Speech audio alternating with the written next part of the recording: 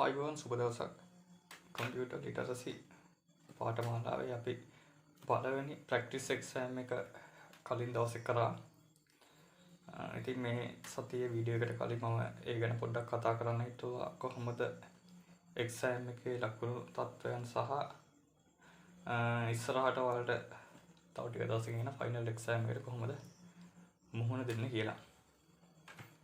ඉතින් එක්සෑම් එකේ ලකුණු තත්ත්වයන් ගැන කතා කරොත් එක්සෑම් එකට රෙජිස්ටර් වෙලා හිටිය ස්ටුඩන්ට්ස්ලා 92 දෙනෙක්. ඒකෙන් 86 දෙනෙක් තමා නිවැරදිව සබ්මිට් කරලා තිබ්බේ. සමහර අයට සිග්නල් ප්‍රශ්න වගේ ප්‍රශ්න ආවා කිව්වා ටෙස්ට් එක ලෝඩ් වෙන්නේ නැහැ වගේ ප්‍රශ්න ආවා කිව්වා. ඉතින් ඒ අයට මම වෙන දවසක ටෙස්ට් එක කරන්නම්. ඒක ප්‍රශ්න ආපුවාට. ඉතින් අද ඔයාලගේ ලකුණු ටික මෙන්න මේ වගේ විදිහට තමයි ඇවිල්ලා තියෙන්නේ. මම මේක තිබ්බේ කොටස් 4කට. පේපර් එකම ප්‍රශ්න තමයි තිබ්බේ. මේ කොටස් 4කට තමයි තිබ්බ ප්‍රශ්න මික්ස් කරලා තිබ්බේ. ඉතින් මේකේ වැඩිම ලකුණු ගත්තා. ඒ කියන්නේ 20න් 20ම ගත්තු එක ළමයෙක් හිටියා සෙනසුරාදා ක්ලාස් එකේ. මට මතක විදිහට චාමිනී සිල්වා කෙනෙක් නම ඉන්න ඕනේ. එයා 20න් 20ම අරන් තිබ්බා. ඉතින් සමහර අය අඩු ලකුණුත් අරන් තිබ්බා. මේ ඉතින් අපිට ඒක හදා ගන්න පුළුවන් ඉස්සරහදී. ඉස්සරහදීත් මම මේ වගේ ප්‍රැක්ටිස් ටෙස්ට් කරන්න බලාපොරොත්තු වෙනවා. හරි, අපි දැන් කතා කරමු මේ කොහොමද ෆයිනල් එක්සෑම් එක ඔයාලට තියෙන කියලා.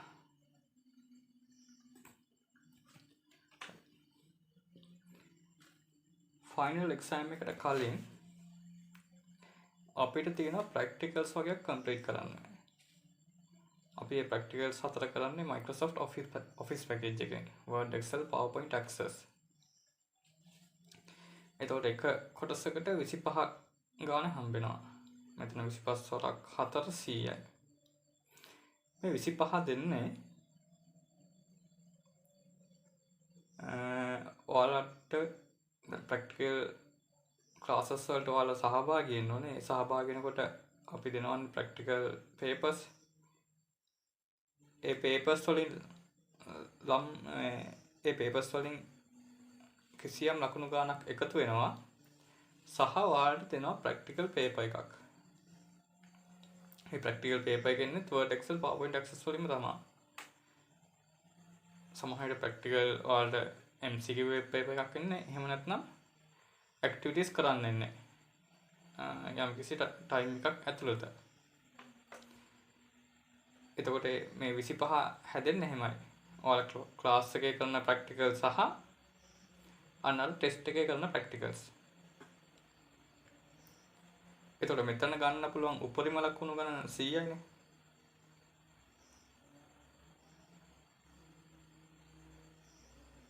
මේ 100න් ඔයාලා part 2 පේපර් එකට, ඒ කියන්නේ MCQ පේපර් එකට එලිජිබල් වෙන්න මේ 100න් අවම වශයෙන් ලකුණු 60ක් ගන්න ඕනේ.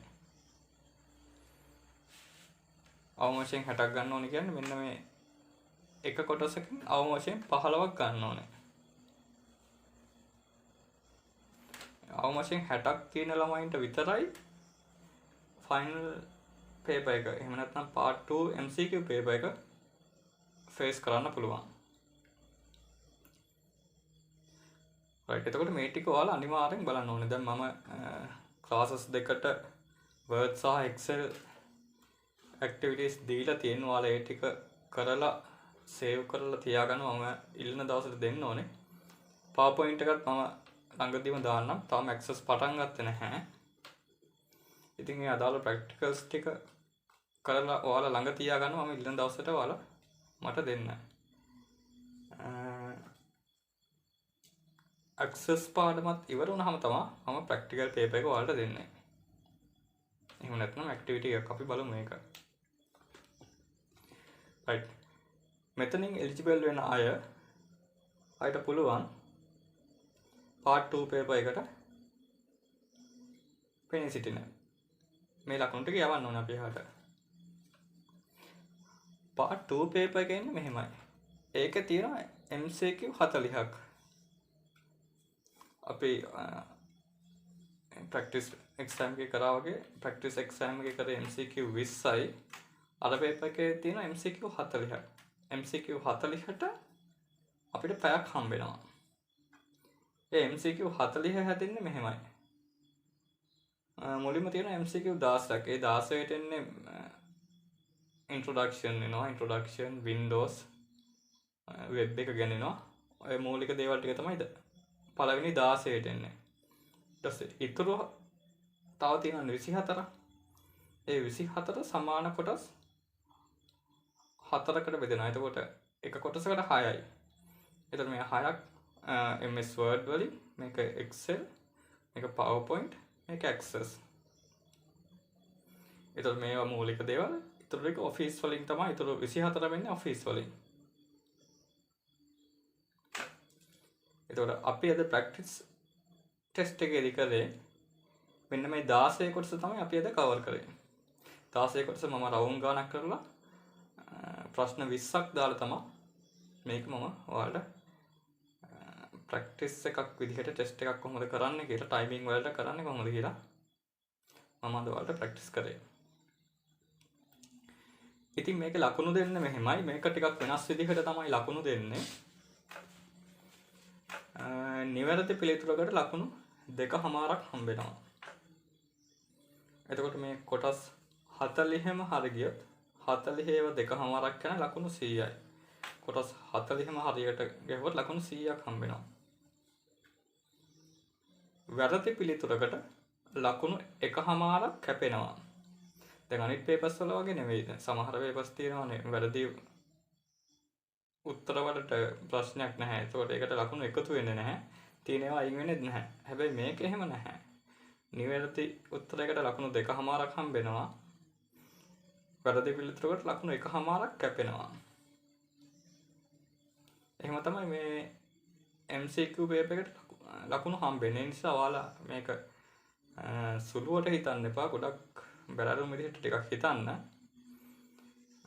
සිලබස් එකම තමයි අහන්නේ. පේපර් එක ඇත්තටම ගත්තොත් ලොකු අමාරුකුත් නැහැ. හරි. ඊට පස්සේ ෆයිනල් මාර්ක් එක එන්නේ මෙන්න මේ part 1 එක. part 1 එක මේ ටික තියෙනවානේ. මේකයි part 2 එක. මෙන්න මේකයි එකතු කරලා දෙකෙන් බෙදනවා. මේකේ තියෙන ලකුණු ටිකයි මේකේ තියෙන ලකුණු ටිකයි එකතු කරලා දෙකෙන් බෙදනවා. ඒ දෙකෙන් බෙදුවහම එනවනේ අගයක්. අන්න ඒ අගය ලකුණු 60ට වඩා විශාල හෝ සමානයි නම් 60 වෙන්නත් පුළුවන්. එහෙම වුණොත් පාස්. 60කට වඩා අඩු වුණොත් ෆේල්. ලකුණු 60 හෝ ඊට වැඩි නම් පාස්. 60ට වඩා අඩු වුණොත් ෆේල්. තේරුණාද ඒක? එතකොට මේක මේ ලකුණු ටික ගන්න ඔයාලට මේ ටික ගන්න ගොඩක් ලේසි. මොකද මේ ටික ගන්න ඔයාලා ප්‍රැක්ටිකල් ක්ලාසස් වලට එන්න ඕනේ. ඇවිල්ලා ප්‍රැක්ටිකල්ස් කරන්න ඕනේ. සහ ඔයාලට අර ප්‍රැක්ටිකල් එක්සෑම් එක ඔයාලා පාස් වෙන්න ඕනේ.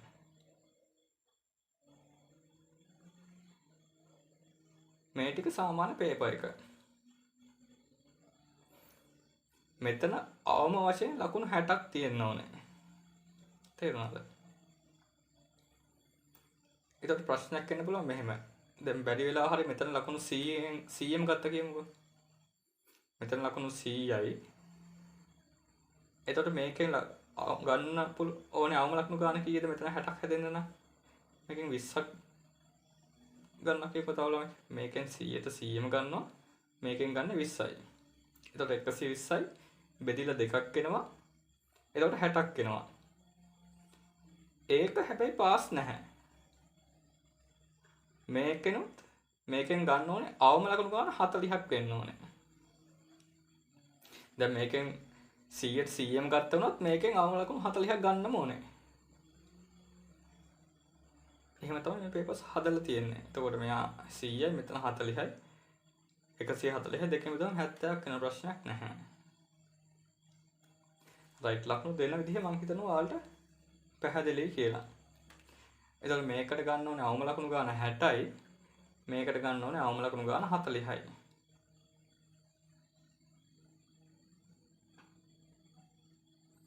ඒ නිසා තාම ඔයාලට ඇක්සස් පටන් ගන්න නැහැ. ඇක්සස්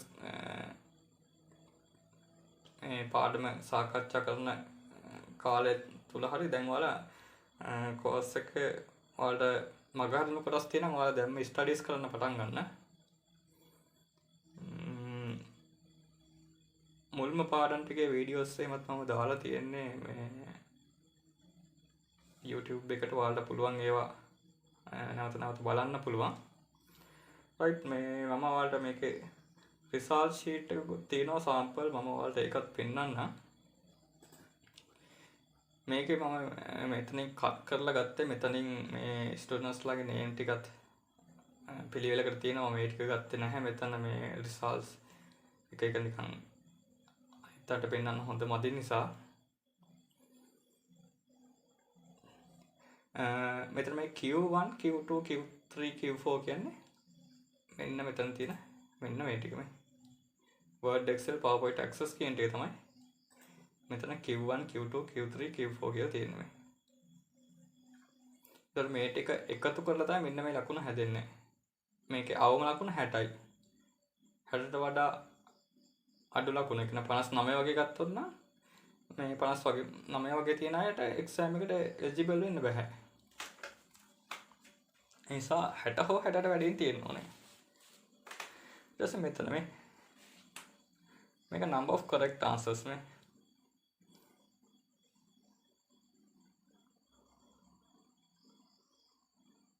මේක number of incorrect. දැන් මම කියනවා මේකෙදි ඔයාලට දැන් ෂුවර් නැත්නම් මේක ඒකට මේ ආන්සර් එකක් දෙන්න එපා නිකන් තියන්න. ඒතකොට ලකුණු කැපෙන්නේ නැහැ. දැන් අපි සාමාන්‍ය MCQ කරනවා නම් එහෙම නෙවෙයි කරන්නේ. අපි වෙලාව ඉවර වෙනවා වගේ දැනෙනවා නම් නිකන් ඔහේ ගහලා දානවා. හරි ගියොත් හරි ගියාවේ වැරදුනොත් ලකුණු අඩු වෙන්නේ නැහැනේ. හැබැයි මේකෙදි එහෙම බෑ. මොකද මේකෙදි වැරදුනොත් ලකුණු කැපෙනවා. ඒ නිසා ඔයාලා හරියටම ෂුවර් නම් විතරක් මේකට මේ උත්තරේ තෝරගන්න ඕනේ. නැත්නම් නිකන් තියන්න ප්‍රශ්නයක් නැහැ. මොකද මෙතන 18යි මෙතන 6යි 24. ඒතර ප්‍රශ්න ටිකක් මෙයා කරලා නැහැ. හරි දැන් සාමාන්‍යයෙන් නම් මේ දෙකේ එකතුව 40ක් වෙන්න ඕනේ. හැබැයි මේකෙදි එහෙම නැහැ. සමහර ළමයි මේ ප්‍රශ්න වලට තෝරගන්නේ නැහැ උත්තරයක් මොකක් හරි. ෂුවර් නැත්නම් ඒක තියන්න ප්‍රශ්නයක් නැහැ එහෙම. හරි මේ මෙයාලා වෙනම කැල්කියුලේට් කරනවා correct answers. මෙතන incorrect answers. ඒකට correct answers වල මේ දෙකමාරෙන් වැඩි වෙනවා. මේ x කියන්නේ වැරදි x කියන්නේ නිවැරදි ගණන දෙකමාරෙන් වැඩි වෙනවා. මේ 20 වලට දෙකමාර 50යි. මේ වැරදි ගානත් එකමාරෙන් වැඩි වෙනවා. ඊට පස්සේ මේකෙන් මේක අඩු වෙනවා මේකෙන් මේක අඩු වෙනවා.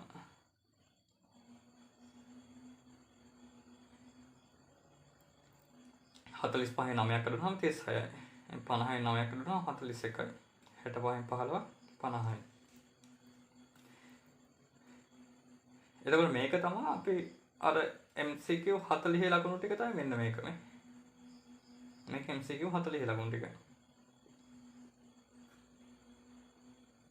එතකොට ෆයිනල් මාර්ක් එක හැදෙන්නේ මෙන්න මේ ලකුණු ටිකයි මේ ලකුණු ටික එකතු කරලා දෙකෙන් බෙදනවා මේ ලකුණු ටිකයි එකතු කරලා දෙකෙන් බෙදනවා එතකොට මේ එන ගාන 60 හෝ 60ට වැඩි වෙන්න ඕනේ 60 තිබ්බත් ප්‍රශ්නයක් නැහැ එයා පාස් 50 ගානක් ෆේල් 60 පාස් 61 ඉතින් කොහොමත් පාස් නේ 60.25 ඒ ටික මෙතන ප්‍රශ්නයක් වෙලා තියෙනවා. හරි මෙතන ප්‍රශ්න වෙලා තියෙන බලන්න මෙතන ලකුණු ටික මේ 34යි නේද එහෙම බෑ මේක 40ට වඩා වැඩි වෙන්න ඕනේ. මේක 40ට වඩා වැඩි වුණොත් විතරයි මෙයා පාස් වෙන්නේ. නැත්තම් මෙතන 60 වෙන හැමෝම පාස් නැහැ. මේ MCQ පේපර් එකෙත් අවම මාර්ක් එක ගන්න ඕනේ 40. නැත්තම් මෙතන 60.25 තියෙන කෙනා පාස් වෙන්න ඕනේ. එයා පාස් නැහැ මෙතන 40ක් නැති නිසා. හරි. ඒකත් ඔයාලා හොඳට ඔලුවට දාගන්න. හරි ඔයාලා කල් තියෙනවා. ප්‍රැක්ටිකල්ස් ටිකත් ඔයාලා කරලා තියාගන්න. මම PowerPoint ප්‍රැක්ටිකල් එකත් ක්ලාසස් දෙකටම එවන්නම්. right exam එක සම්බන්ධව මම මීට වඩා කතා කරන්න බලාපොරොත්තු වෙන්නේ නැහැ. මම එහෙනම් අපේ lesson එකට යනවා. right අපි යමු lesson එකට. right Microsoft Office package එකේ අපි කරන අන්තිම software එක තමයි Microsoft Access. ඉතින් කලින් softwares තුන ඔයාලා හොඳට practicals ටික කරලා ඒ විදිහට ඒ අදාළ කටයුතු ටික කරගන්න. අන්තිමටම practicals ටික එකතු කරනවා. මේ lesson එක ඉවර වුණාමත් මේකෙත් ඔයාලා practical ටික ඒ විදිහට හරියටම කරන්න. මොකද practical exam එකට අපිට ඒ ටික ප්‍රයෝජනවත් වන නිසා. හරි. එතකොට Access වලින් කරන්නේ මොකද්ද? දැන් අපි දන්නවා Microsoft Word වලින් කරන්නේ ලිපි ලේඛන ද්‍රව්‍ය සකස් කිරීම. Excel වලින් කරන්නේ ගණිතමය කටයුතු. ප්‍රස්තාර ගණනය කිරීම මේ වගේ දේවල්. PowerPoint වලින් කරන්නේ දැන් ඉගැන්වීම නැත්නම් lectures දේශන වගේ කටයුතු සඳහා තමයි PowerPoint භාවිත කරන්නේ. ඒකට Access භාවිත කරන්නේ databases සම්බන්ධයෙන්. databases කියන්නේ දත්ත එකතු කිරීම සහ දත්ත කළමනාකරණය. database management systems ගැන අපි කතා කරනවා. ඒ වගේ දේවල් වලට තමයි මෙන්න මේ Access භාවිත වෙන්නේ. right. මොකද මේ database management systems කියන්නේ?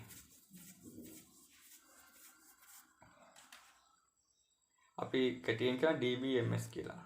එතන මෙතන මේ image එකක් තියෙනවා. මේ image එකේ ඔයාලට බලා ගන්න පුළුවන් system කියලා තියෙනවා, software කියලා තියෙනවා. management. එතකොට මේක පද්ධතියක්. database management system කියන්නේ පද්ධතියක්. right. දැන් මම ඔයාලට practice exam එකක් කරානේ. ඒකෙත් ඔයාලා දකින්න තියෙන database එක මොකද්ද? දැන් හිතන්න මේ විදිහට මම ඒක ඔයාලට දාලා පෙන්නන්නම්. ඔයාලට මම දුන්න exam registration form එකක්. email එක type කරන්න first name last name මේ වගේ දේවල්. එතකොට ඒ ටික මට collect කරගන්න ඕනේ. එතකොට මේවට කියන්නේ data මේ ඔයාලගේ දත්ත. එතකොට ඒ ටික මම collect කරගත්ත මෙන්න මේ වගේ තැනකින් මේ තියන්නේ register වුණා එක list එක.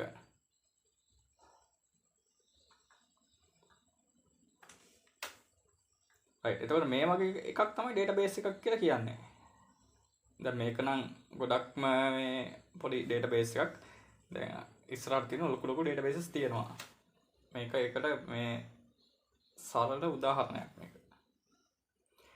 right. තව එකක් මම පෙන්නන්න. ඔයාලට මතකද මේ paper එක? ඔයාලා කරපු paper එක. මේකත් database එකක්.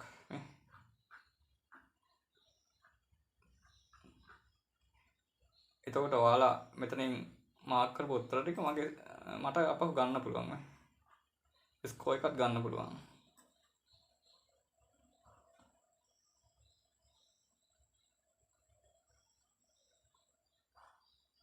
ඔයාලගේ ක්ලාස් එක තියෙනවා මෙතන. මාක්ස් ටිකක් තියෙනවා. right. ඔය වගේ දෙයක් තමයි database එකක් කියලා කියන්නේ. දැන් database එක කියන්නේ සම්පූර්ණයෙන් ඔය එකක් නෙවෙයි. ඊට වඩා ගොඩාක් සංකීර්ණ දෙයක්. මේක ගොඩක් සිම්පල් ආකාරයෙන් තමයි මම කිව්වේ.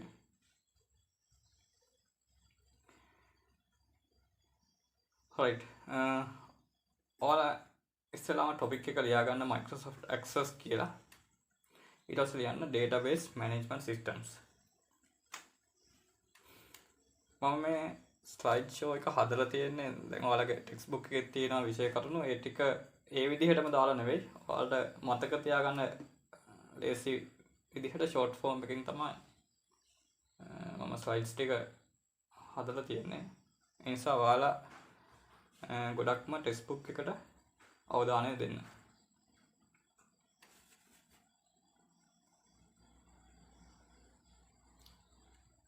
right අපි ලියාගත්තා database management systems කියලා.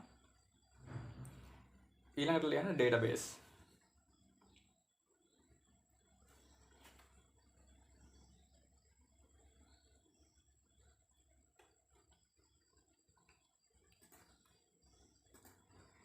මේක තේරුම තමයි දත්ත සමුදායක්. බේස් එකක්. දත්ත සමුදායක්. collection of data දත්තවල එකතුවක් organized වෙන්න. කියන්නේ සංවිධානාත්මක උන දත්තවල එකතුවක්. එතකොට සංවිධානාත්මක කිව්වොත් එතන පිළිවෙලක් තියෙනවා. නිකන් ඔහේ ආවට ගියාට එකතු කරලා නැහැ. එක පිළිවෙලකට තමයි එකතු කරලා තියෙන්නේ. Can be easily accessed, managed and updated. easily accessed අපිට පහසුවෙන් ඒ දත්ත කරා ළඟා වෙන්න පුළුවන්.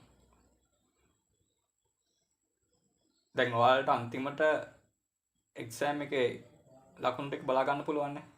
ඒ වගේම තව උදාහරණයක් තමයි මේකට. දැන් ඔයාලා O level හරි A level හරි ලියලා නම් ඔයාලගේ අන්තිමට රිසල්ට් එකක් තියෙන්නේ විභාග දෙපාර්තමේන්තුවේ ඩේටාබේස් එක තමයි ගබඩා කරලා තියෙන්නේ. අපි අපේ ඉන්ඩෙක්ස් නම්බර් එක එහෙම නැත්නම් විභාගාංකය ටයිප් කරලා එන්ටර් කරොත් අපිට අපේ අදාළ තොරතුරු ටික බලා ගන්න පුළුවන්. ඇක්සස් කරන්න පුළුවන් ඒකට. මැනේජ් ඒක මැනේජ් කරන්නේ කොහොමද? ඒක මැනේජ් කරන විභාග දෙපාර්තමේන්තුවෙන්. සහ අප්ඩේටඩ්. මොකක්ද අප්ඩේට් කරන්නේ? දැන් ඔයාලා රීකරෙක්ෂන්ස් වගේ දේවල් දානවනම් ඒක වෙනස් කරන්නෙත් ඒ විභාග දෙපාර්තමේන්තුවෙන්. එතකොට මේ ඩේටාබේස් එක භාවිත කරන කට්ටිය තනි පුද්ගලෙක් නෙවෙයි. ඩේටාබේස් එක නිර්මාණය කරන්න ඉන්නවා. ඒක ඇක්සස් කරන්න. එහෙම නැත්නම් ඒකට ඒ දත්ත view කරන්න, දත්ත බලන්න වගේ පුද්ගලයන් මේකට ඉන්නවා. එතකොට ඩේටාබේස් එක කියන්නේ ටිකක් සංකීර්ණ දෙයක්. මේ ලෙසන් එකේදී අපි ගොඩාක් දුරට ඩේටාබේසස් ගැන කතා කරන්නේ නැහැ. නිකන් ගොඩක් සිම්පල් විදිහට තමයි මේක කතා කරන්නේ. ඊට පස්සේ මොකද්ද ඩිජිටල් ඩේටාබේස් එක කියන්නේ? මේකට අපි සාමාන්‍යයෙන් ඉලෙක්ට්‍රොනික ඩේටාබේස් කියලා කියනවා. එතකොට මේ ඩිජිටල් ඩේටාබේස් කියන්නේ මේක මැනේජ් කරන්නේ මේ ඩේටාබේස් මැනේජ්මන්ට් සිස්ටම් එකක්. නැත්නම් DBMS එක. දැන් මොකද්ද? එතකොට ඔයාලට ප්‍රශ්නයක් එන්න පුළුවන් මොකද්ද මැනුවල් ඩේටාබේස් එක කියන්නේ කියලා. දැන් හිතන්නකො මෙහෙම දැන් ඔයාලා පොඩි කාලේ ඉස්කෝලේ යනවානේ. එතකොට දැන් ඒ දවස්වල තාක්ෂණය තියුණු නැතුව ඇති. ඉතින් ඒතකොට ඔයාලා ඉස්කෝලේට බාර දෙද්දි ඔයාලගේ නම එහෙම ලියා ගන්නවා. මොකක් හරි පොතක. ඒ පොතක ලියාගෙන ඒව ෆයිල් එකකට දාලා කබර්ඩ්ස් වලට දාලා තියා ගන්නවා. අන්න ඒව තමයි මැනුවල් ඩේටාබේස්. ඒතකොට ඒකට software එකක් ඕනේ නැහැ. මැනේජ්මන්ට් සිස්ටම් එකක් ඕනේ නැහැ. අපිට වෙනස් කරගන්න ඕනත් අපි අර ෆයිල් එක අරගෙන ඒ අදාළ මේ ડોකියුමන්ට් එක වෙනස් කරගන්නවා. හැබැයි ඩිජිටල් ඩේටාබේසස් ඊට වඩා ටිකක් සංකීර්ණයි. නැත්නම් ඉලෙක්ට්‍රොනික ඩේටාබේසස් ඊට වඩා ටිකක් සංකීර්ණයි. ඒකට තමයි කියන්නේ මේ ඩේටාබේස් මැනේජ්මන්ට් සිස්ටම් එක කියලා. මැනේජ් කරන්නේ මෙන්න මේක හරහා. right මේ ටිකත් ඔයාලා ලියා ගන්න. ඔයාලට ලියා ගන්න වෙලාවක් මම මේකට වෙන් කරන්නේ නැහැ. මොකද වීඩියෝ එකේ දිග වැඩි වෙන නිසා ඔයාලා මේ වීඩියෝ එක යන අතරතුර පෝස් කරලා ලියා ගන්න.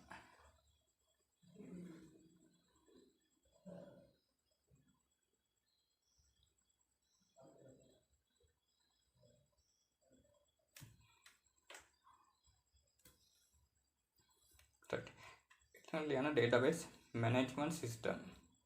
database management system. මේ DBMS කියන්නේ මෙතන DBMS තමයි තේරුම.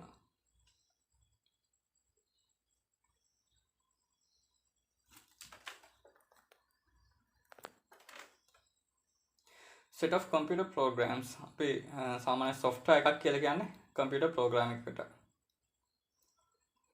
එතකොට මේ database management system කියන්නේ software එකක්. නැත්නම් computer programs වල එකතුවක්. that controls the creation, maintenance and the use of database. එතකොට අර ටිකම තමයි මේකෙත් කතා කරන්නේ. access, manage and update. අපි create කරන්න පුළුවන් maintain and the use of එක භාවිත කරන්න. මේ තියෙන database එකේ මේ දත්ත ටික. ඒවා software එකක් කරහා තමයි භාවිත කරන්න පුළුවන්. මේන users ලා කිව්වම ඔයාලා දන්නවනේ පරිගණක භාවිත කරන ඕනෙම ජීවි පුද්ගලයෙක්ට අපිට කියන්න පුළුවන් user කෙනෙක් කියලා. ඒවට app තියෙනවා නැත්නම් පොඩි applications softwares. එතකොට මේ database එක තමයි අපි දැන් හිතන්නකෝ මේ වගේ එකක් ගන්න පුළුවන් database එක. එතකොට ඔයාලා මේක භාවිත කරන්නේ Google Form එක හරහා. දැන් මම paper එක හදලා තියෙන්නේ Google Forms වලින්. ඉතින් ඔයාලා ඒක access කරන්න පුළුවන්. මම link එක දෙනවා. ඔයාලා link එක හරහා access කරන්න පුළුවන්. registration form එකත් මම access කරා. මේ registration form එකත් ඔයාලට access කරන්න පුළුවන්. එතකොට කවුද මේවා develop කරන්නේ? ඒකට ඉන්නවා වෙනම කට්ටියක්. database administratorsලා, දත්ත සමුදා පරිපාලකවරු සහ ස්පෙෂලිස්ට්ලා නැත්නම් විශේෂඥවරු. තව මෙහෙම කට්ටියක් ඉන්නවා database engineersලා, දත්ත සමුදා engineerවරු. ඔය වගේ ඉන්න පුළුවන්. ස්ටුඩන්ට්ස්ලා වගේ කට්ටිය ගන්න පුළුවන් මේක ඩෙවලොප් කරන්න. මේක ඇත්තටම අපි පොඩි කොට කතා කරාට මේක ගොඩක් ලොකු දෙයක්. මේ database කියන්නේ ඔයාලට අත්‍යවශ්‍යම ටික විතරයි මේ lesson එකේදී කතා කරන්නේ. මොකද මේ course එකේ නම computer literacy පරිගණක සාක්ෂරතා පාඨමාලාව. ඒක DBMS කියන්නේ integrated collection of database. databases වල එකතුවක් නැත්නම් වැඩි දියුණු කරන ලද databases වල එකතුවක් කියලා කියන්න පුළුවන් DBMS කියලා කියන්නේ.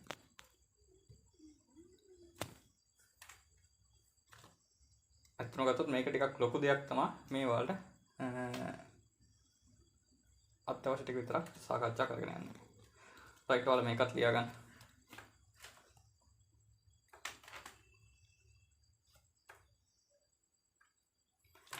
රයිට්. ඊළඟට අපි කතා කරනවා RDBMS. එතකොට මෙතන වෙනස R කියන්නේ relational database management system. මොකද relation කියන එකේ තියෙනවා. relation කියන්නේ ඥාති වෙනවා කියන එකනේ. එතකොට මේකෙත් තියෙන මොකක් හරි සම්බන්ධතාවයක්. දැන් database එකක් ඇතුලේ තියෙන මේ වගේ tables. දැන් අපි practicals කරද්දී මේ ගැන ගොඩක් ලොකු අවබෝධයක් ඔයාලට ගන්න පුළුවන්. මම මේ මූලික දේවල් ටික තමයි මේ lesson එකේදී මේ වීඩියෝ එකේදී කරන්නේ. මොකද අපිට practical ටික කරගන්න මේ මූලික දේවල් ටික ඕනේ. ඒ නිසා අපි අද වීඩියෝ එකේ කරන්නේ මූලික දේවල් ටික විතරයි. practicals වලදී තව ටිකක් ගැඹුරට මේක ගැන කතා කරමු. right. එතකොට මේ වගේ tables තියෙනවා. මේ tables ටික එකිනෙකට connect වෙනවා මේ. දැන් relation කියන එක නෙමෙයි අපිට මොකක් හරි සම්බන්ධයක් අපේ මවට හෝ පියාට හරි මොකක් හරි ඥාති සම්බන්ධතාවයක් තියෙනට තමයි අපි නෑදෑයෝ එහෙම නැත්නම් relations කියලා කියන්නේ. එතකොට මේක relational model එකක්. මේක introduce කරලා තියෙන්නේ මේ EF code කියන එක නා. එතකොට මෙන්න මේ tables අතර මේ වගේ relationships තියෙනවා මේ table relationships. right මේක වල දැම්ම කිව්වට ලොකුවට තේරෙන්නේ නැති වෙයි. අපි ටිකක් ඉස්සරහදී මේ ගැන කතා කරමු. එතකොට මොකද්ද table එකක් කියන්නේ මේ? මම ඔයාලට පෙන්නන්නම් table එකක්. මේ තියෙන ටේබල් එකක් මේ.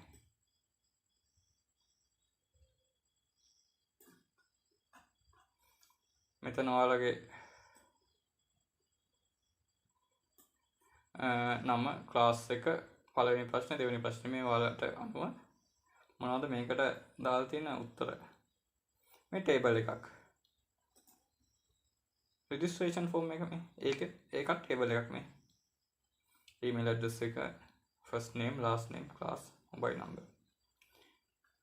මේක එක ටේබල් එකක්, මේක එක ටේබල් එකක්. දැන් database එකක් කිව්වහම ඒකේ tables එකක් තියනත් පුළුවන්, ගොඩක් වෙලාවට එකක් තියෙන table එකක් තියෙන databases අඩුයි. table ගොඩක් තියෙනවා database එකක් කිව්වහම. එතකොට මේ අතර තියෙන relationships. ඕකට තමයි කියන්නේ RDBMS කියලා. ඒක මොඩල් එකක්.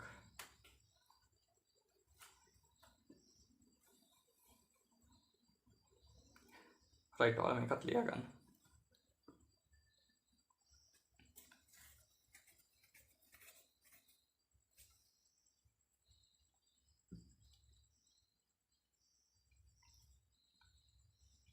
මේකට අපි කතා කරනවා ටේබල් එකක් කියන එකද කියලා. මේ අද වීඩියෝ කරන්න පොඩි දේවල් ටිකක් තමයි කරන්නේ. මොකද ඔයාලට මේ පොඩි දේවල් ටික නැතුව ඉස්සරහට යන්න බෑ. හරි ටේබල් එකක් කියන්නේ මේ වගේ දෙයක් වගුවක්. set of data elements that is organized. මේක සංවිධානය වෙලා තියෙන්නේ. vertical columns and horizontal rows. vertical columns මේවට කියනවා අපි columns කියලා. columns සහ rows ගැන ඉස්සරහට කතා කරනවා මේ. සිරස් තීරු මේ. සිරස් තීරු සහ තිරස් පේලි. column එකක් කියන්නේ තීරුවක්, row එකක් කියලා කියන්නේ පේලියක්. මේ රතු පාටින් මම දාලා තියෙන්නේ column එකක්, කොළ පාටින් දාලා තියෙන්නේ පේලියක්. right මොකද්ද මේ දෙවෙනි එකේ තියෙනවා තව වැදගත් දෙයක්. specified number of columns. එතකොට මේවා තියෙන නිශ්චිත ගණක් මේ. any number of rows. මේවා වැඩි වෙන්න පුළුවන්. මේවා නියත නැහැ මේ. තව product ID එක 6 වෙනි කෙනෙක් එන්න පුළුවන්. 7 වෙනි, 8 වෙනි, 9 වෙනි, 10 වෙනි කෙනෙක් අය එන්න පුළුවන්. හැබැයි columns ගන්න නියතයි මේ.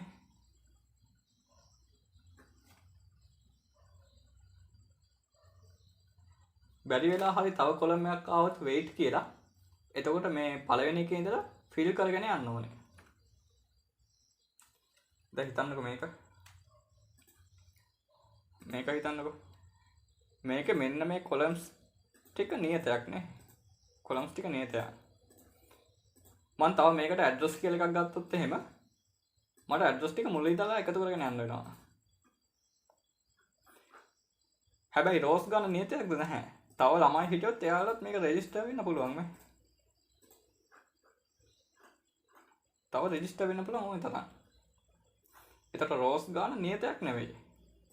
හැබැයි columns ගන්න නියතයක්. මේ දෙවෙනි එකෙන් කියලා තියෙන්නේ නේ ගැන. specified number of columns and any number of rows.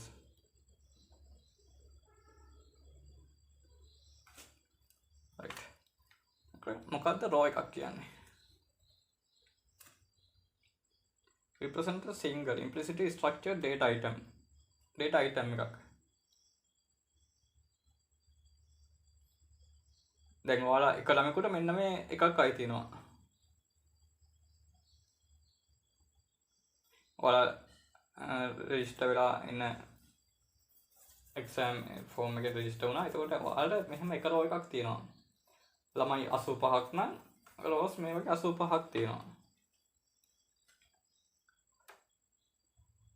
එතකොට මේ ලෙසන් එකේදී රෝ එකකට කියන මෙන්න මේ වගේ නම් මෙහෙමත් කියනවා. මේ රෙකෝඩ් එකක් කියලා කියනවා. මේ එක රෙකෝඩ් එකක්. නැත්නම් ටපල් එකක් කියලා කියනවා. රෙකෝඩ් එකක් එහෙම නැත්නම් ටපල් එකක්.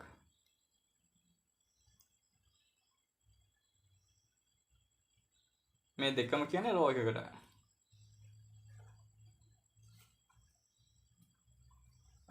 column එකක්.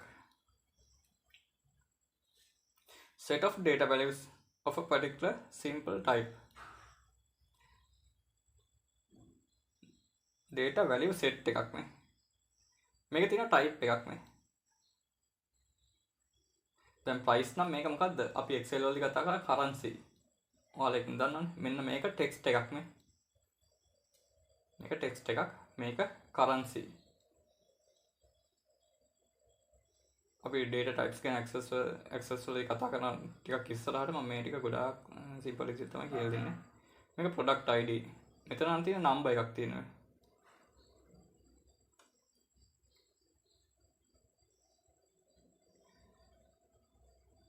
මේ columns වලට තමයි කියන්නේ field එකක් කියලා. එතකොට මේකකට කියන්නේ එක field එකක්.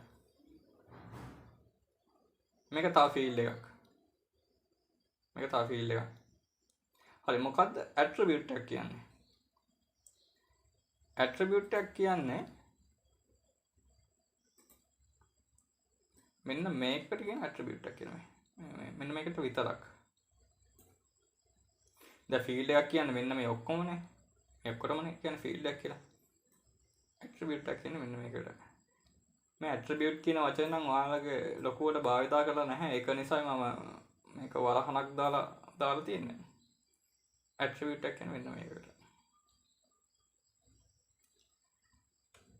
දැන් මේ databases වල තියෙනවානේ tables. මම කිව්වේ tables ගොඩක් තියෙනවා කියලා. අපි අපව වාපස්සට ගියොත් එහෙම එතකොට මෙව්වට තියෙනවා එක එක නම් මේ.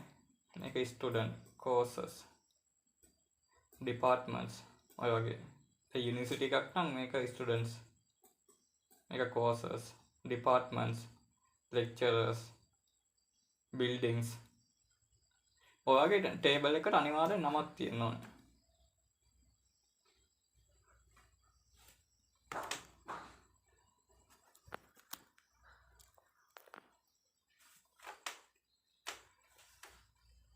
right එතකොට මේකේ field එකක් කියන්නේ මෙන්න මේකකට attribute එකක් කියන්නේ මෙන්න මේවට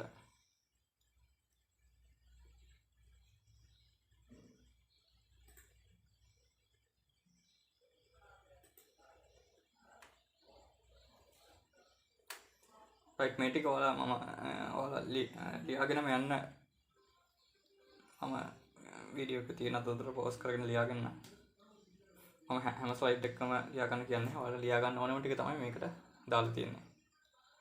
මේ images නම් ඔයාලා ඇඳ ගන්න ඕනෙත් නැහැ.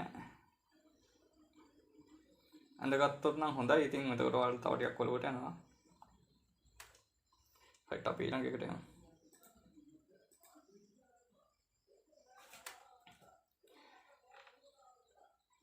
ඊළඟට අපි කතා කරනවා keys ගැන.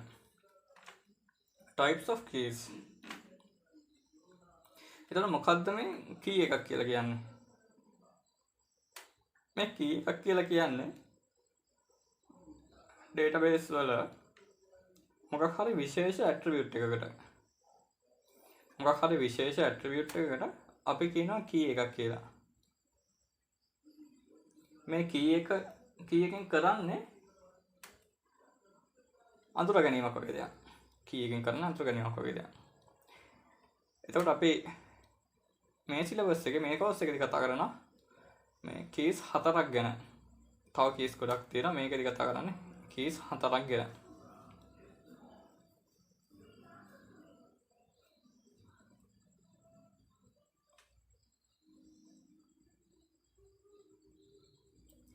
right ඔයාලා මේ ටිකත් ලියා ගන්න.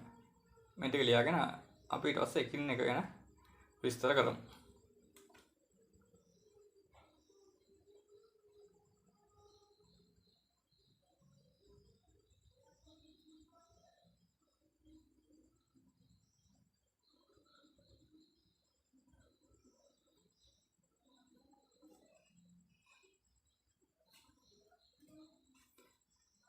පළවෙනි එක super key. Set of one or more attribute when taken together helps in uniquely identifying. එතකොට අපි key එකෙන් කරන අඳුර ගැනීමක් වගේ දෙයක් නේ. super key එකක් කියලා කියන්නේ දැන් ඔයාලා හිතන්නකෝ මෙහෙම. මම ගන්නවා මේ වගේ උදාහරණයක්.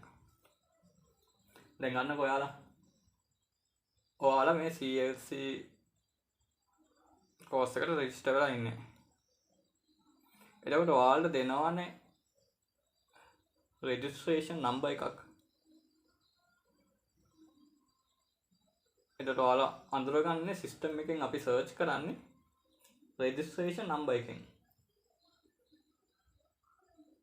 එතකොට රෙජිස්ට්‍රේෂන් නම්බර් එක සර්ච් කරලා එන්ටර් කරාම මේ නම්බර් එකෙන් තමයි අපි ඔයාලගේ data ටික ස්ටෝර් කරලා තියෙන්නේ, සේව් කරලා තියෙන්නේ. ඒ වගේ එකක් තමයි මේ key එකක් කියලා කියන්නේ. එතකොට සුපර් key කියලා කියන්නේ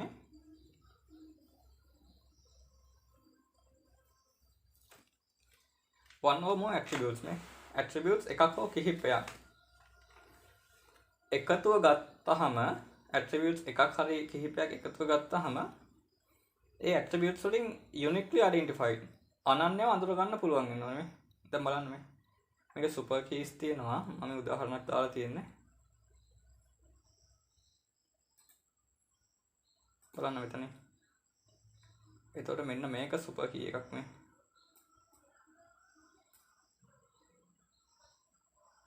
ඊළඟට super key එකක් තියෙනවා මෙන්න මේක. දැන් super key එකක් තියෙනවා මේක. දැන් මේක මෙහෙම ගිහිල්ලා මෙහෙම එන එක තමයි මම මෙහෙම දැම්මේ. හරිද? මෙන්න මේවා super key නෙවෙයි. හරිද? ඇයි මම ඒවා super key නෙවෙයි කියලා තියෙන්නේ. දැන් මේ employee ID කියන එක ඒකෙන් මේ employee අනන්‍යව අඳුර ගන්න පුළුවන්. හරියට ඔයාලගේ NIC නම්බර් එක වගේ. ඒක ලයිසන් නම්බර් මේ. දැන් ඔයාලට ඩ්‍රයිවිං ලයිසන් එකක් තියෙනවා. ඒ ලයිසන් එකට තියෙන වෙනම නම්බර් එකක්. පාස්පෝර්ට් එකක් තියෙනවා. ඒකටත් තියෙනවා වෙනම නම්බර් එකක්. හැබැයි මේ නමෙන් අඳුර ගන්න පුළුවන්ද? බැහැ. සමාන් කියලා දෙන්නෙක් ඉන්න පුළුවන් නේ. එකම ගෙදරන දෙන්නෙක් ඉන්න පුළුවන්. එතකොට ඇඩ්‍රස් එකෙන් අඳුර ගන්නත් බැහැ. එයාව කොයි එක්කනද කියලා එතනින් කියවෙන්නේ නැහැනේ. දැන් සමන්ල දෙන්නෙක් හිටියොත් එහෙම කොයි සමන්ද? සමන් Aද සමන් Bද එහෙම කියලා කියන්න බැහැනේ. ඒ නිසා තමයි මෙන්න මේ වගේ දේවල් මේකට දාලා තියෙන්නේ. එතකොට මෙන්න මේවට තමයි කියන්නේ super key කියලා. One or more attributes when taken together helps in uniquely identified. අනන්‍යව අඳුර ගන්න පුළුවන් දේවල් වලට තමයි super key කියලා කියන්නේ.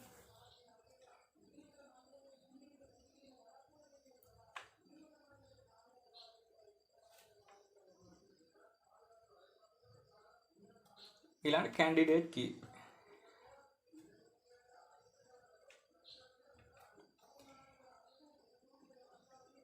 මේක මොකක්ද කියන්නේ? minimal super key නේ. හරි ඔයාලගේ පොතේ මෙන්න මේ වචනේ highlight කරලා තියෙනවා minimal super key කියන එක. මම ඒ නිසා ඒක එතන bold කරනම්.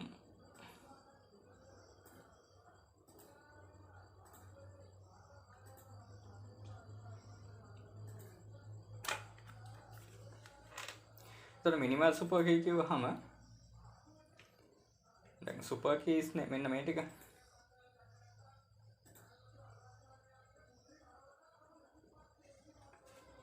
super keys නේ මෙන්න මේ ටික. මේකයි මෙන්න මේකයි. ඒතකොට candidate key කියවහම minimal super key. super key වලින් අවම එකක්. එක්ක මේක එහෙම නැත්නම් මෙන්න මේක. contain minimize set of attributes. minima අවම කරලා තියෙන්නේ.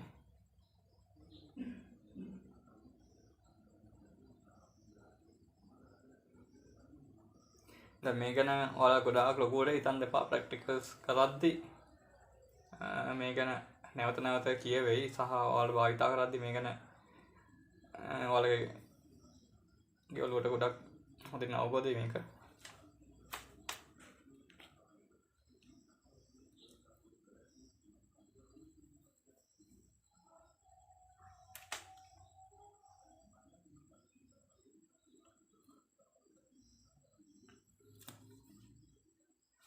super key වලට මේ තුනම එකවර ගන්න පුළුවන්.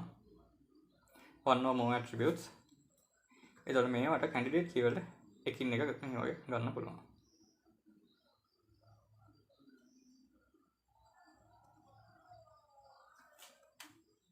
right ඊළඟට primary key. primary key එක කියලා කියන්නේ uniquely identifies each record in the table. දැන් record එකක් කියන්නේ මෙන්න මේ වගේ එකක් නෙමෙයි. මේක දිගටම යන එකක් තමයි record එකක් කියලා කියන්නේ. right එතකොට දැන් table එකකට primary key එකක් නම් කරලා තියෙනවා මේ. මෙන්න මේ employee කියන table එකේ primary key එක විදිහට නම් කරලා තියෙන මෙයාව මේ employee ID කියන එක. එතකොට මෙන්න මේ ඔක්කොම record එක නියෝජනය කරන්න මෙන්න මෙයා. ඔක්කොම record එක නියෝජනය කරන්න මෙන්න මෙයා.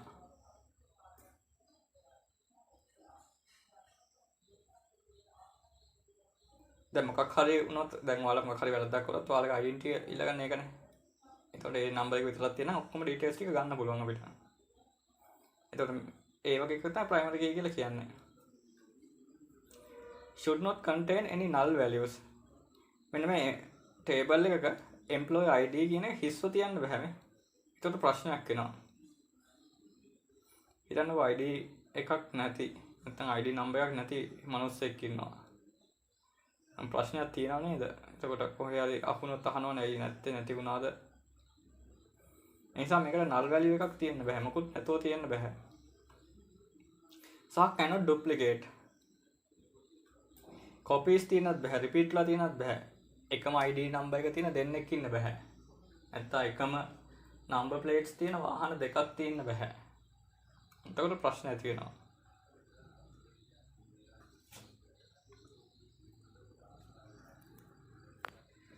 ඒකට primary key කියන්නේ මේක මේ.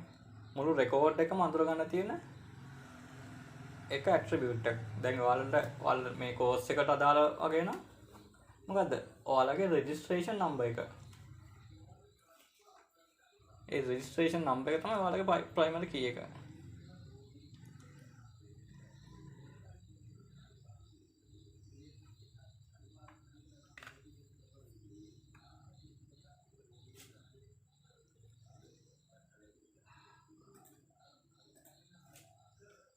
right ඊළඟට foreign key.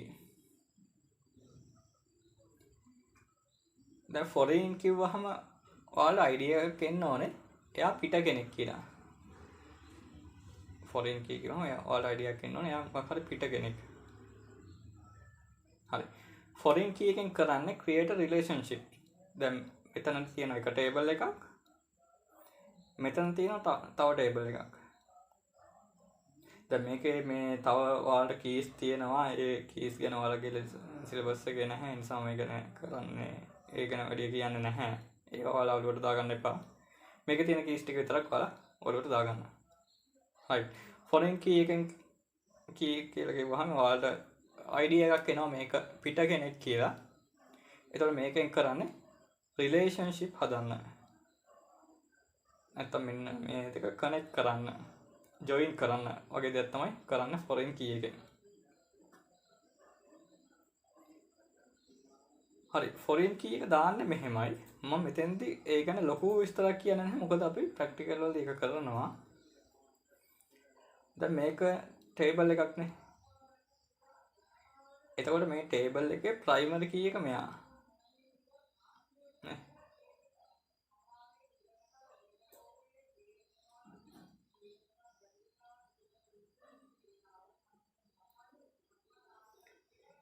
මෙන්න මේක මේක attribute එකනේ.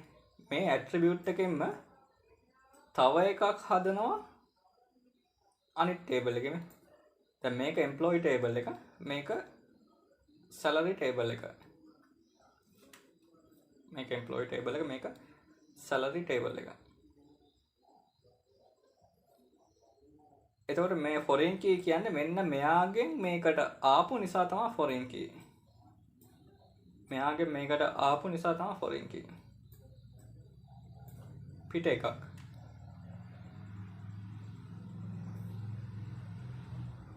මේක ප්‍රශ්නයක් නැහැ. මේකේ ඩුප්ලිකේට් වෙන්න පුළුවන්. එකම වගේ තැන් දෙකක තියෙන පුළුවන්. මේ 101 තියෙන. දෙකේ වෙන්නවා. ඇයි මේ දෙකක් තියෙන බලන්න මේ. බලමු. අන්න මේ තියෙන්නේ 2015 ජනවාරි සැලරි එක. මේ තියෙන 2015 පෙබරවාරි සැලරි එක.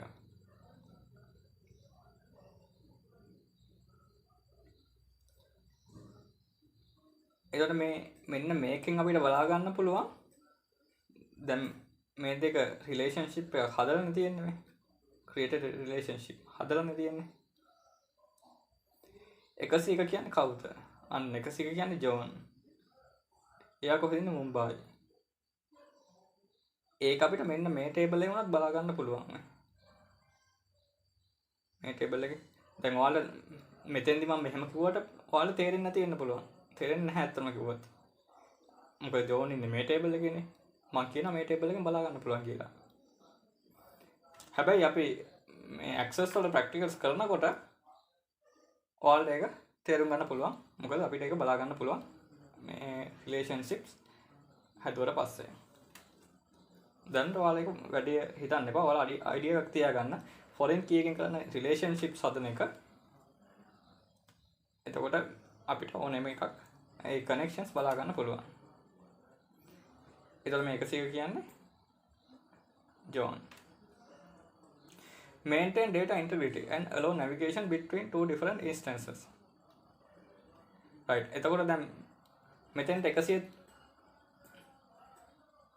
කීයට තව එක්කෙනෙක් ආවොත් අපි ගමු සෑම් කියලා එක්කනේ. 103 තමයි සෑම්.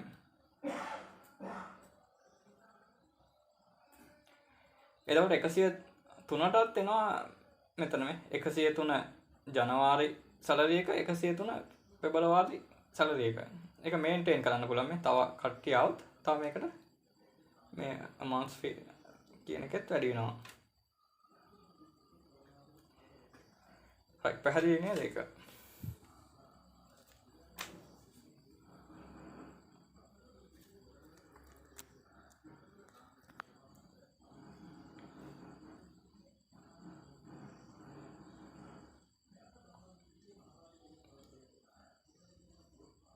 හරි. ඔය කේස් හතර විතරයි ඔයාලගේ සිලබස් එකේ තියෙන්නේ. අපි යමු ඉස්සරහට. අන්න දැන් කතා කරනවා රිලේෂන්ෂිප්ස් ගැන. ඒතර මේ ඉමේජ් එක අපි මම අර කලින් ඔයාලා විස්තර කරපු ඉමේජ් එක. ඒ රිලේෂන්ෂිප් කියන්නේ ටේබල්ස් අතර කනෙක්ෂන් එකක්. රිලේෂන්ෂිප්ස් වලදී කරන්නේ match the primary key from one table. එක ටේබල් එකකින් ප්‍රයිමරි කී එකක් තමයි මැච් කරන්නේ. මේ මම කලින් එක බැලුවොත් එහෙම කලින් එකට මම ගියොත් මෙන්න මේ ටේබල් එකේ තියෙන ප්‍රයිමරි කී එක තමයි මෙයාට මැච් කරලා තියෙන්නේ. හැබැයි මෙතෙන්ට එද්දි මෙයා ෆොරින් කී වෙනවා. ඒ ෆොරින් කී වෙන්නේ මෙයා මෙන්න මේකෙන් ආපු නිසා.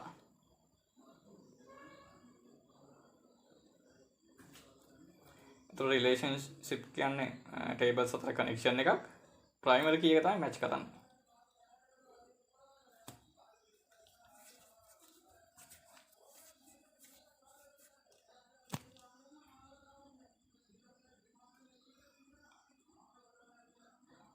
මේකේ කොටස් තුනක් තියෙනවා.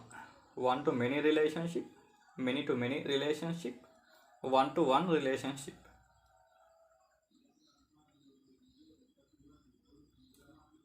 one to many, many to many, one to one.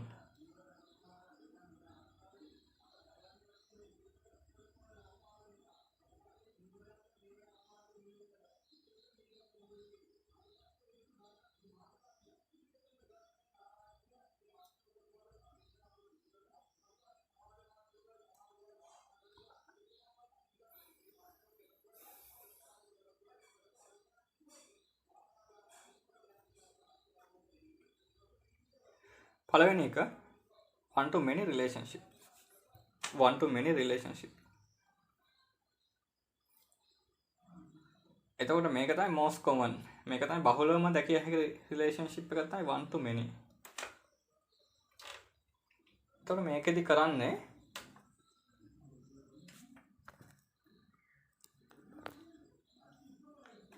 a row in table A. දැන් හිතන්න මේක table A කියලා. මේ A B කියලා තියන්නේ සාධාරණ වශයෙන්. සාධාරණ මොකක් හරි table එකක්.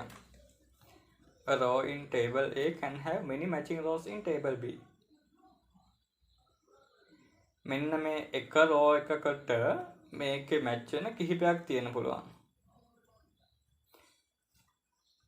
දැන් මේකේ බලන්නකෝ මේකේ එකකට මේ 102 කියන එකකට මේකේ තියෙනවා මේ 102යි 102යි. මේක 1 මේක many. But a row in table B මේකේ තියෙන එකකට can have only one matching row in table A. දැන් මේකේ එහෙම දෙකක් නැහැ මේ. මේකේ තියෙන ඕනෑම එකකට මේක එකයි තියෙන්නේ. දැන් 600 මෙතන 60000යි 60002 කියලා කිව්වොත් එහෙනම් මෙන්න මේ නම්බර් එකට මේක විතරයි තියෙන්නේ. මේකට මේක විතරයි. මේකට මේක විතරයි. මේක one to many relationship. එතකොට ගොඩාක් බහුලව දැකිය හැකි එකක් තමයි මෙන්න මේ one to many relationship කියන එක. මොකක් හරි එක ටේබල් එක එක රෝ එකක් තවත් ටේබල් එක රෝස් කිහිපයකට මැච් වෙනවා. නමුත් මේකේ මේ රෝස් කිහිපයකටම මේකේ තියෙන්නේ එක රෝ එකයි. මේක තමයි one to many.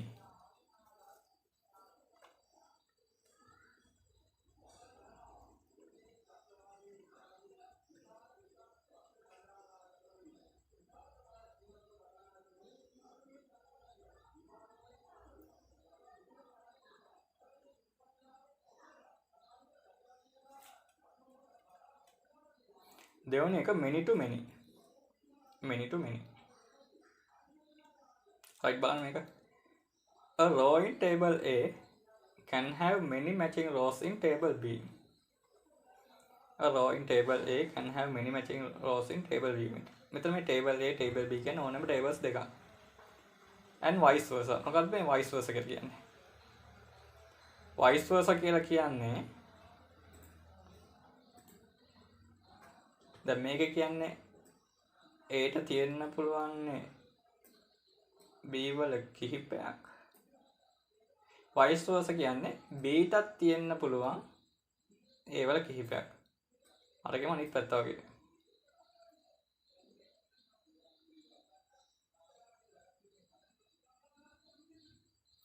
Aට තියෙන්න පුළුවන් B වල කිහිපයක්. vice versa කියන්නේ ඒ වගේම Bටත් තියෙන්න පුළුවන් ඒ වල කිහිපයක්. එතකොට මෙන්න මේ රිලේෂන්ෂිප් එක අර්ථ දක්වන්න අපි ගන්නවා තුන්වෙනි ටේබල් එකක්. මේ රිලේෂන්ෂිප් එක අර්ථ දක්වන්න අපි ගන්නවා තුන්වෙනි ටේබල් එකක්.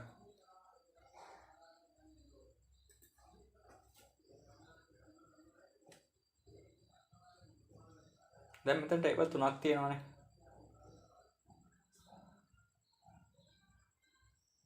හිතන්නකො මේක A කියලා මේක B.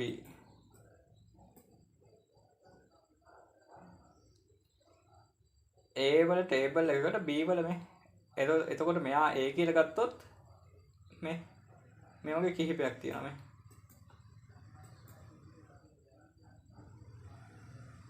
sorry එතන නෙවෙයි.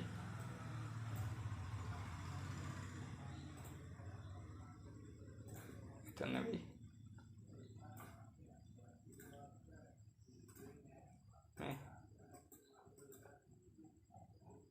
ඒක අනිත් පැත්ත තමයි මෙයා B ව ගත්තොත් නේ.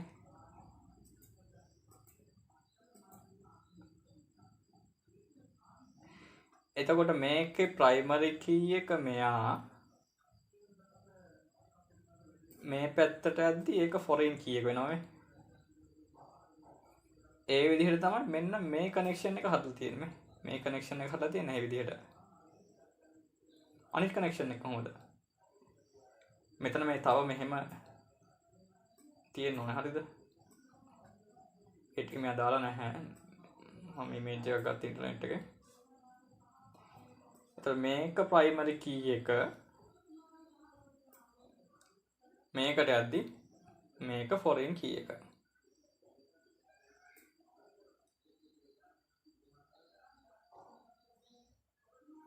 එහෙම තමයි මෙන්න මේ රිලේෂන්ෂිප් එක හැදලා තියෙන්නේ.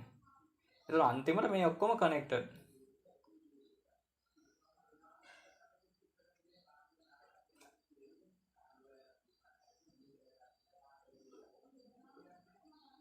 තේරුණාද ඒක?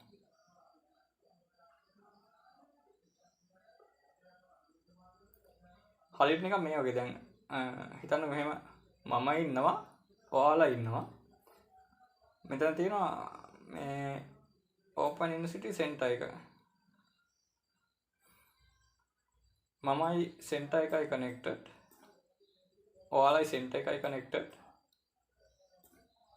එතකොට ඒ දෙකේ ප්‍රතිඵලයක් විදිහට මමයි ඔයාලයි මෙහෙම කනෙක්ටඩ්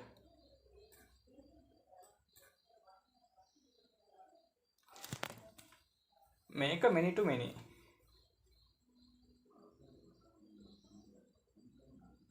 මේක many to many වෙන්නේ මෙතනින් මේ කිහිපයක් සමග මෙතනින් කිහිපයක් සම්බන්ධ වෙනවා.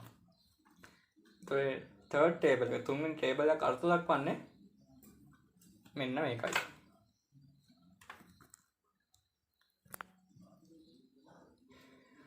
right. අවසාන රිලේෂන්ෂිප් එක 1 to 1. 1 to 1 කියන්නේ a row in table A can have no more than one matching row in table B. එකට වඩා වැඩියෙන් මැච් වෙන්න බෑ. and vice versa. vice versa කියන්නේ table A වලින් B ට මේ කතාව වගේම B වලින් A ටත් අර කතාවම තමයි. not a common relationship. මේක ගොඩක් බහුලව භාවිතා වෙන්නේ නැහැ 1 to 1 කියන එක.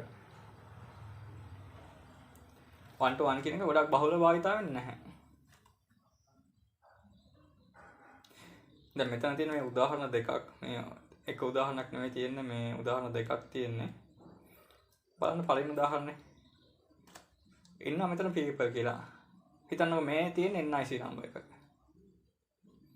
මෙතන මේ තියෙන මේ driving license එක. එතකොට එක NIC නම්බර් එකකට එක driving license එකයි. නැත්නම් එක driving license එකකට එක NIC නම්බර් එකයි. එතකොට ඒක 1 to 1. ඒකනේ දැන් ඔයාලට කියන්නේ දැන් කොහේ හරි යද්දී ජාතික හැඳුනුම්පත නැත්නම් රියදුරු බලපත්‍රය. එහෙම නැත්නම් විදේශ ගමන් බලපත්‍රය. එයයි එහෙම කියන්නේ. මොකද මෙයාලට තියෙන්නේ 1 to 1 රිලේෂන්ෂිප් එකක්.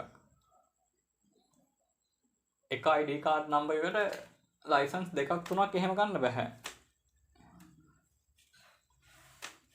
තේරුණාද?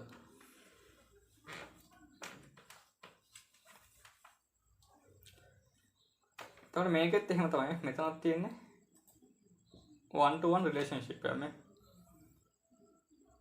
මෙතන employee ID මෙතනත් employee ID මේ C101 102 C101 102. හැබැයි මෙන්න මේකට වඩා නම් මම හිතන්නේ මෙන්න මේ උදාහරණය හොඳයි වගේ. මේ උදාහරණ ගොඩක් අපිට ලේසි වලට දාගන්න. එක ID කාඩ් එකක් තියෙන නම් මිනිහෙකුට තියෙන්න බුණා එක driving license එකක් විතරයි. එතකොට 1 to 1. ඒක තමයි කියන්නේ ඔයාලා ඡන්දය දාගෙන යද්දී එක්කෝ NIC මේ ID කාඩ් එක එහෙම නැත්නම් driving license එක එහෙම නැත්නම් passport එක. මොකද 1 to 1 relationship එකක් තියෙන නිසා එක පුද්ගලයෙකුට ඔය ඔක්කොම එකයි භාවිත කරන්න පුළුවන්. right මේ ටික තමයි ඔයාලට access පාඩමේ කරන්න තියෙන මූලික දේවල් ටික. මම හිතනවා ඔයාලට මේ lesson එක මම කරපු ටික තේරුණා කියලා. ඔයාලා මේ ටිකත් බලන්න. අපි ඉස්සරහට මේ ටික භාවිත කරලා තමයි practicals කරන්නේ. ඔයාලා කලින් practicals ටික කරලා ඔයාලා ළඟ තියාගන්න. මම දවසක එකතු කරනකොට ඒ ටික මට අපහු දෙන්න. හරි වීඩියෝ එක මම මෙතනින් නවත්තනවා. එහෙනම් channel එකත් ඔයාලා subscribe කරන්න, bell icon එක click කරන්න. හරි. ඕකේ.